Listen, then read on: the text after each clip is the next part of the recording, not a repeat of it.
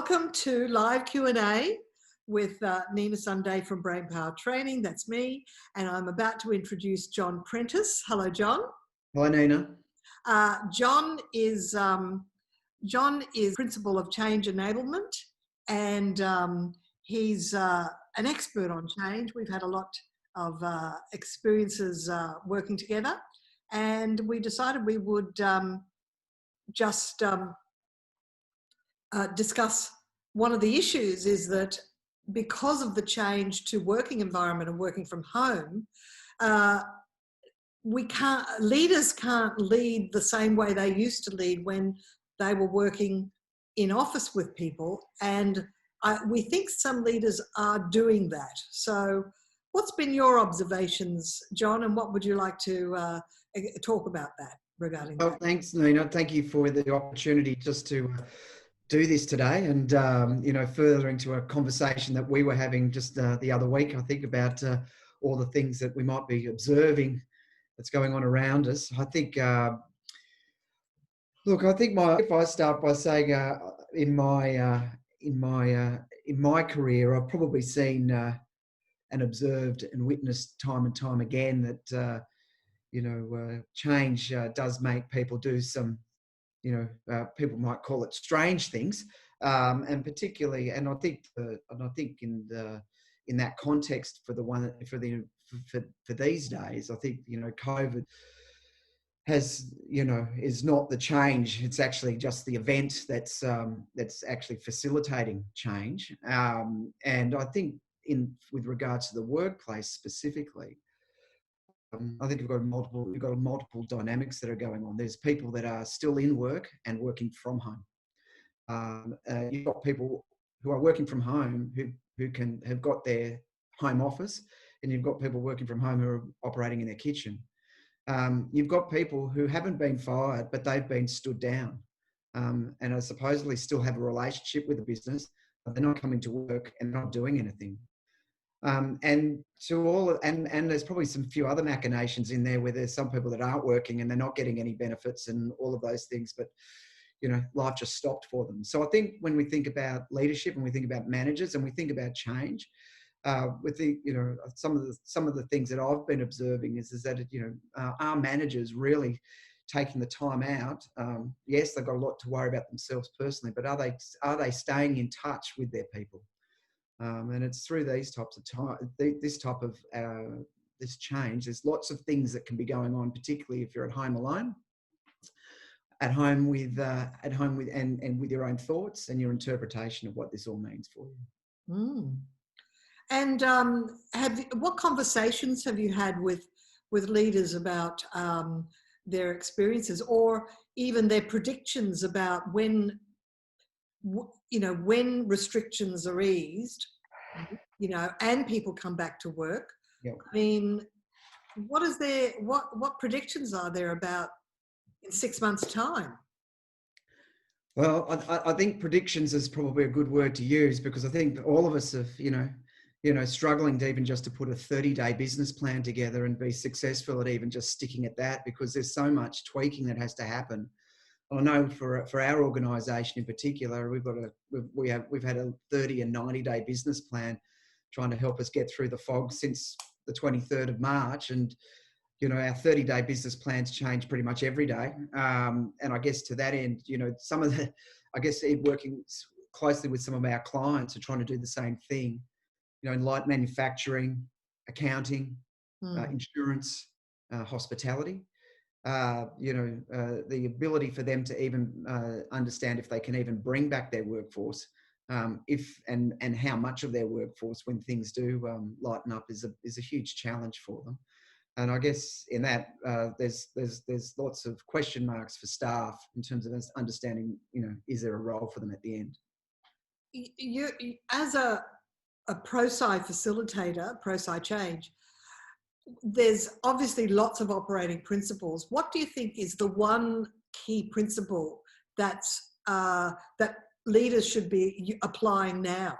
Yeah, if you take a Prosci view of the world, then and you take ADCAR as the base model in terms of you can ADCAR anything. I think if you're just stuck at awareness, um, um, and just started there, you could probably navigate your way through what needs to happen next. Awareness really drives communication, and if you're not communicating with people, then you're probably leaving you're leaving them to their own devices to make up their own minds and their own interpretation of what all this means for them. And they may have that may be a liberating, self-fulfilling perspective that they get. It could be a negative one as well too, and it might be that it's a confused view, which has got nothing to do with what actually is going to happen, which could be quite positive in terms of keeping people engaged and connected to your organisation. So I think awareness is the number one thing. And generally, as we all, when we're in projects and life in general, where communication stops, that's generally where the problems begin. And in this case, before COVID, I was thinking about this before COVID, how many hours a week did people spend at work with people at work? Mm. And it's probably a significant number, as opposed to how many hours did they get to spend with family and friends in any given week and in any given month. So the flip here is that the influencing factors where your colleagues' influence can influence you heavily in the workplace about your decisions and help you with your motivations and all of those things. The influences sort of are flipped at the moment, because you're sitting around the dining room table, if you're a family, probably for the first time in a long time, and having dinner at the same time. Yeah. Loved ones are giving you information about your thoughts, yeah? And you're processing it slightly differently, which may be things which may trigger you to interpret that your current situation, you might need to change it yourself. All right, so the A in ADKAR refers to awareness. Now that requires a certain power of observation and also emotional intelligence, because whatever you have to pick up the non-verbal cues, or even the tone of voice is a verbal cue, but tone of voice can actually reflect and also indicate a sort of a under the surface emotion that's there. And maybe it's one of dissatisfaction, or a yearning for something better than what they're working with. Yeah, and I think managers need to be clever, right, and maximise these types of tools in particular. Email is one form of communication, but probably never the best one, because it's just could be deemed as, I don't want to talk to you and I'll just send you an email. I think there's picking up the phone, and I think that's still an important component. But technology's enabled us to see. You can see whether someone's smiling. It's easy for someone to tell you if they're all right over the phone, and they might not be. And I think the fact that you can actually, if you know them and you have a relationship with them and you've worked with them and you are responsible for them, you can create intimacy in these environments as well too. They don't have to be just a whole group, a group share. They can be one-on-ones as well too. So I think, sorry, Nina, after you. Oh, no, I just had another question, because here's the thing, here's the challenge. When people appear to be doing a good job and don't need you, they still need you, because if you neglect them and spend time with the high maintenance people that are maybe performing more poorly, but the good people are at a certain level, but if you just let them continue at a plateau level, it actually will start to go down. That's right, and we can refer that as sort of we can put some language around that in terms of that's we define that as relationship drift. Yeah. Relationship drift. These are good people that we know will just keep doing no matter what. But you know what? If you don't give them the love and attention as well too, then they too will. The last time you spent time with them starts to get greater and greater and greater and greater, and then it's sort of you're not talking to each other anymore now. So I think to your point, saying thank you, or just doing some of these, or just checking in, it doesn't have to even be about work. It could just be about what's going on at home, what's going on personally. Exactly. A good behaviour of a manager actually asks some non-prying but appropriate personal questions about their home life, or just asking about the family, because at this time, people might be separate from, say, elderly parents, or there are loved ones maybe in other parts of the world that they're worried about. And if you show that you care and show an element of kindness, then that's going to go a long way with relationship. Yeah, and I think sometimes some people might scratch their heads and say, "Why do I need to do all of this? We're talking about work." I think if you value those that you have around you, and you have an ability to be empathetic to the situation, then I think those things will come through because of your inquisitiveness to know. Yeah, and I think as I think about managers. And I think about the managers that I'm working with now.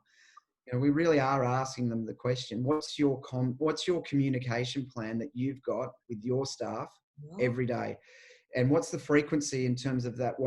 In terms of your engagement, and what do you and how are you planning? How are you putting into your plan what the things that you need to talk to them about, so you don't lose track of it? There's so much going on. Yeah. Managers and leaders need to have a communication log, Yeah. or even a CRM, a client relationship management system. If they have a CRM, use it for their conversations with the people they lead. I think so. Well, I think there needs to be something. Otherwise, you can lose touch with when was the last time we did it. And all of these things are planned. Projects are planned event. This is a planned event. You've got to have, your people are projects in their own right. So I think ensuring that you do have something that keeps you on course, to ensure that you're distributing that attention equally, is important. Well, I've opened up the audio line, so everybody is unmuted now. So if you do have a question, we'll give you a moment to ask it. You can either type it, but you can speak it if you like. But while we're waiting for a question, and please just chime in if you've got a question, is there a question when you are delivering your change workshops? Is there a question in relation to communicating with staff that you think there's a pattern that people are always asking and they don't usually know the answer to? Well, for the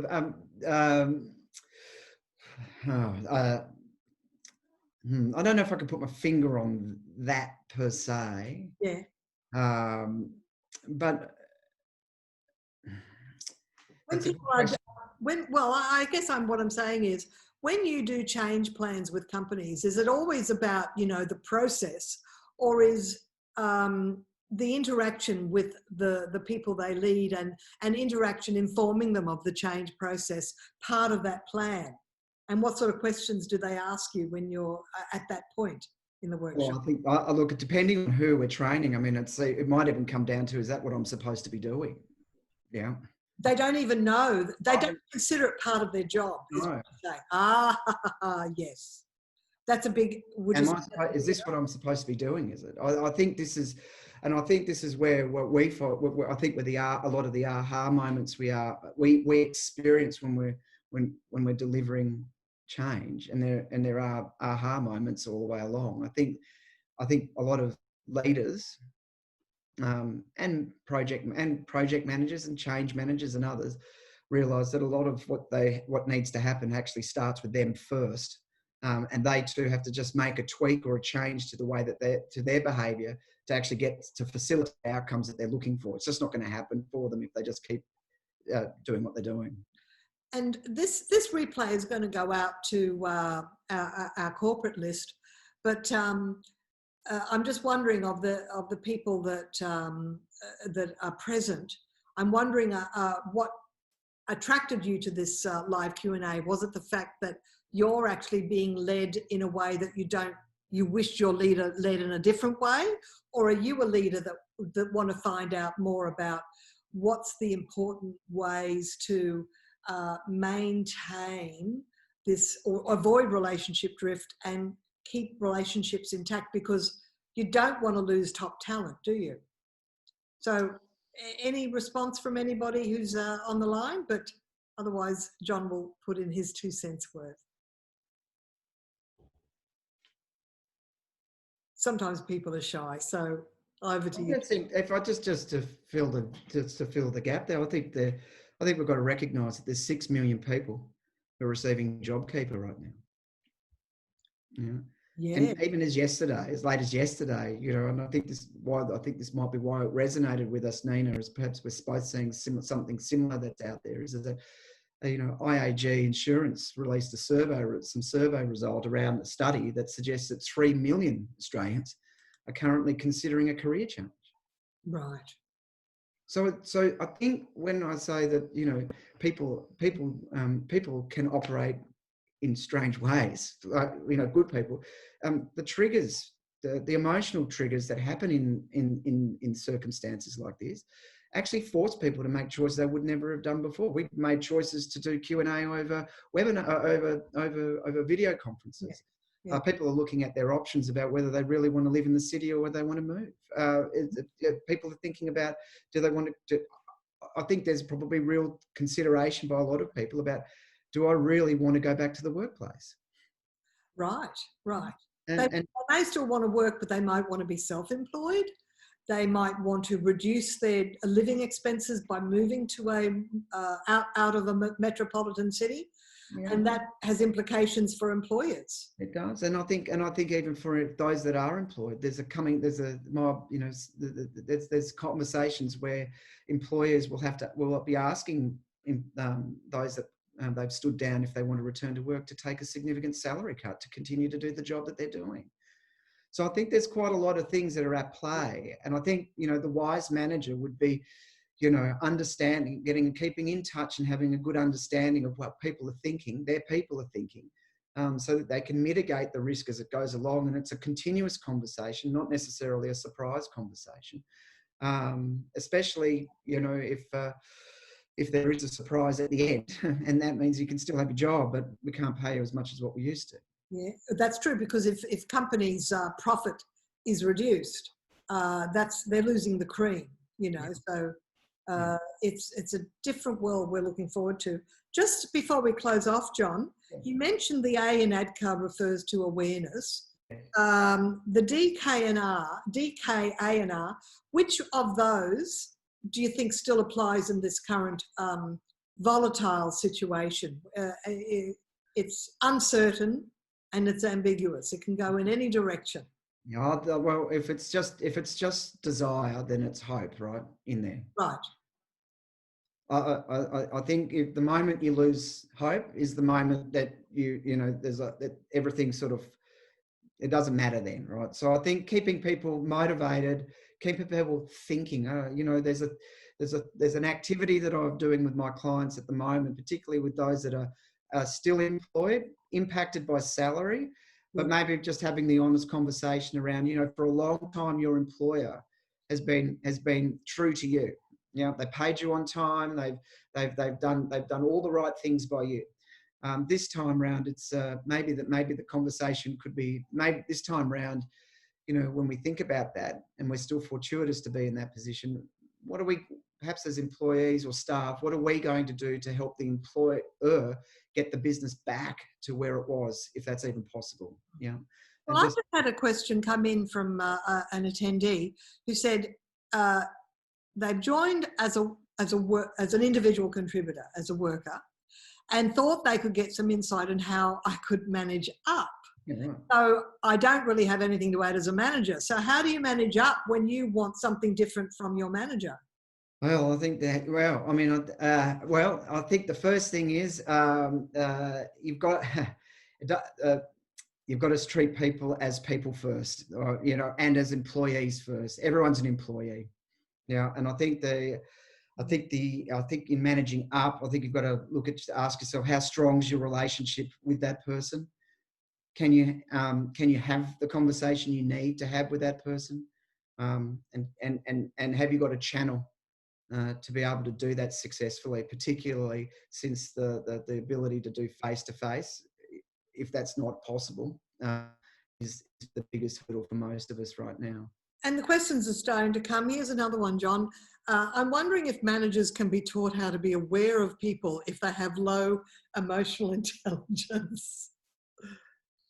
Can it be learned? Can EI be learned? Well, you know, um, you know, if you everyone can change if they want to. I think the important bit is, do they want to? And if there's motivating fact, if they don't want to move their position, then there is an inherent challenge that you're always going to face. But I think managers, I think what's interesting, isn't it? It's change is generally rated in employee surveys within organisations is that we're not very good at managing change. And generally that's got to do with the immediate manager that you have and their ability to cope and go through change as well too. So to that, and not in a promoting kind of way, would always encourage that this is a manager's skill, is to know how to manage change and to have some sort of process that they can actually lean on to avoid that experience and minimise it. I'm finding more and more that identifying whether someone is of fixed mindset or a growth mindset really helps understand how flexible they can be and adaptable. Yeah. Now, the thing is, the trouble with the fixed mindset, it's a bit of a catch-22, is because they're so fixed, they either don't think they can change or they don't think they should have to change, and people have to take them the way they are. Whereas a growth mindset would say, well, anybody can learn any skill, and if I observe that I have to become more flexible to deal with different types of people that I lead, or as an individual contributor, I have to deal with different types of managers, they're the ones that are actually able to be that respond more flexibly. So yeah. I guess they're the ones that will actually keep their jobs and keep prospering. Whereas if you become too fixed, you might be the ones that don't actually get re-employed when the choices are made down the track. Yeah, I think there could very well be an outcome of people feeling like they are actually getting left behind because of fixed ways. I think you can look across a variety of industries, maybe not to pick on any in particular, but maybe the accounting environment where they may have flexible working policies within their guidelines of employment, which were never really activated; they were just there. But COVID's actually activated it in real time, and I think in those that in those environments that I'm in contact with, it's probably been the best thing that's ever happened to the firm. Mm. Yeah. And what's exactly the best thing that's ever happened to the firm?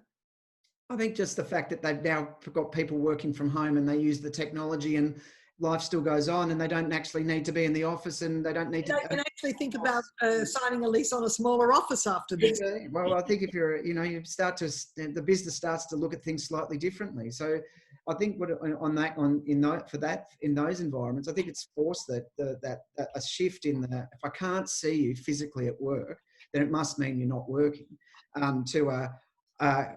The job's still getting done, and we just don't have to be in cubicles next to each other doing it. And I think that's a huge mind shift for a lot of elder statesmen and more conservative who know no other way. But I think this has just brought it forward so quickly, and I think that we've got to get a grasp of that. And then if you're not used to it, you've got to then jump into it so you can connect with your people.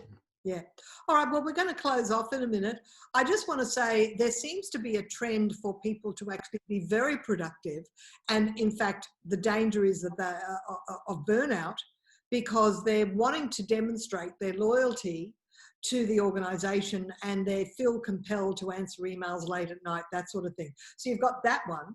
Then I do know of another organisation where they were trying to contact their managers at home and they didn't ring back. And it's like, well, okay. So there's actually two ends of the spectrum.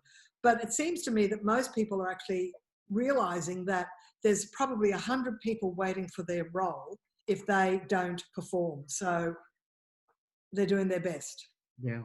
Yeah, and to that, I think, just if I close on that, I think circle back again. I think there are some people who will not be able to stop. They will just jump in, and you're right, fatigue is a problem, and this is a fatiguing situation because it just doesn't change. It doesn't stop changing. It's really amplified in what's going on. For those that disengage, I think there's two rules of thought I've got with that with regards to change. Some people need to be left alone. They just want the space and the headspace to be able to interpret and digest what's going on. But I think if you're leading them, you've got to find a way to get to them, no matter what. But I think they've left alone for too long. I think the journey to losing them is probably the evidence is probably all you need is evidence to start to address that. All right. Well, we're going to close off there, John. Thank you for your expertise today. It's been a real pleasure. And thanks for the participants and those that are watching the replay. And take care. Thank you. Thank you, Nina.